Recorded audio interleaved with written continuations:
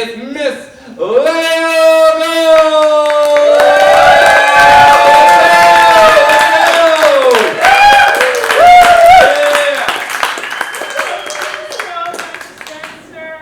Oh my goodness. You guys, I booked this show so I can tell you, you are either going to be amused or deeply offended by the comics tonight. Either way, what a treat. Mwah. That's what Berkeleyans live for. I mean, it's being offended plus dancing. It's called a Berkeley deluxe evening. Guys,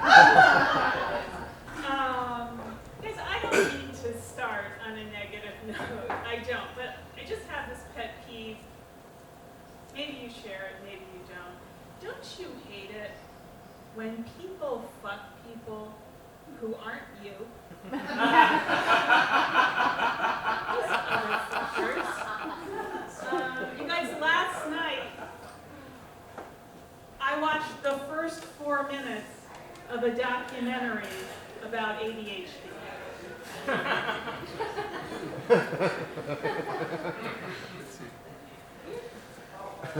Despite my extremely short attention span, I have actually done almost everything on my bucket list. I take that back. I've done every single thing on my bucket list except euthanasia.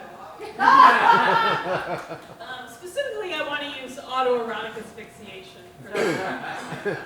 I want to come and go at the same time. I told a friend who happens to be here about that joke, and he said, Lael, autoerotic asphyxiation, that's just for men.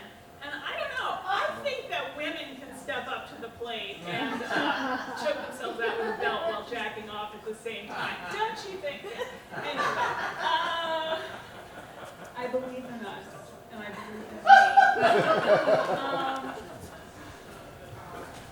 I do live here in Berkeley, so it will not surprise anyone here to learn that I, 2 weekends ago, was up at a nude hot springs, and that's what we do in Berkeley. Am I too loud? I'm too quiet? Oh, okay. Everybody's different. Thank you so much. Yeah, I was up at a nude hot springs, and a friend of mine up there saw my bare naked ass for the first time. And she was very excited to tell me that stretch marks can be reversed. But what good is it going to do me if they're all pointing in the opposite direction? No, but you know what? I am going to get them rotated a good 90 degrees. Because those stretch marks, when they're vertical, they're so slimming. You know, this looks like, if you'll forgive me, a fairly nerdy crowd, which of course is a badge of honor these days. I mean, I'm saying it looks like you know your ways around the Marvel and DC cinematic universes, so I'm sure you're going to have an answer queued up to the following question. Which superpower would you prefer? Invisibility or flight? It's a classic question. Please raise your hand if you would choose invisibility. Interesting. Flight. Please raise your hand. Okay. Those of you who picked invisibility kind of want to be a postmenopausal woman. Thank you. No, yes, and we are very, myself included, I do feel very powerful. You know, but even though it makes me feel powerful, it's a little confusing for others. Like, I'm sure you're scratching your heads right now and wondering, where is that sound? Where is that voice emanating from? And how is that mic just floating up there? What's going on? I'm sure it's confusing. We do tend to confuse, especially the male of the species. Anyway, what else can I say? No, but you know what? I actually feel badly for younger women. I do. Like, you know, a lot of them are actually dating men who pay pickup artists to teach them things like, if you treat a woman like garbage, she'll sleep with you.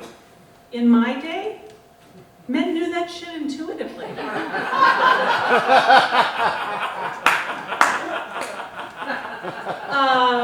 No, but, you know, the internet has, well, specifically, this actually, I guess, involves all generations, but the internet, and specifically dating apps, have so degraded human interaction that basically meeting someone offline in any way whatsoever is considered the height of romance. Oh my God! He was the nurse at your colonoscopy? That's so romantic! Oh my God! Wait.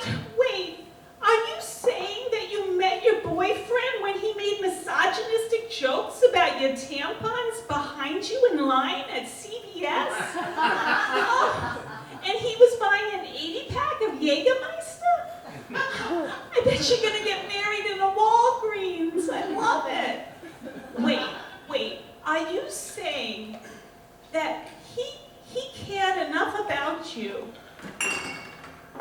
to stalk you, not just digitally, but in the flesh? I cannot wait for the wedding. No, why I have to be Janice from Friends to tell that joke is anybody's guess.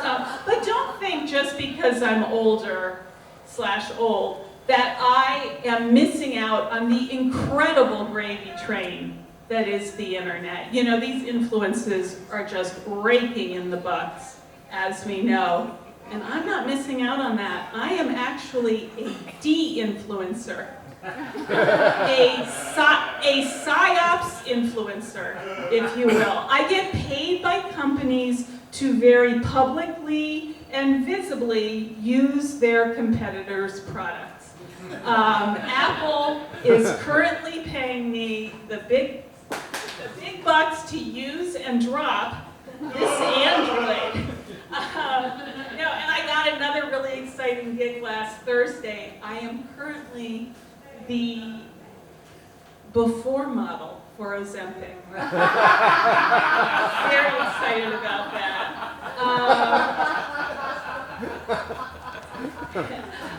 Sorry, time. Excellent. What else can I say to you? I would say that I pretty much got, well, let's see, how Berkeley is this crowd? I'll tell, this is the litmus test joke.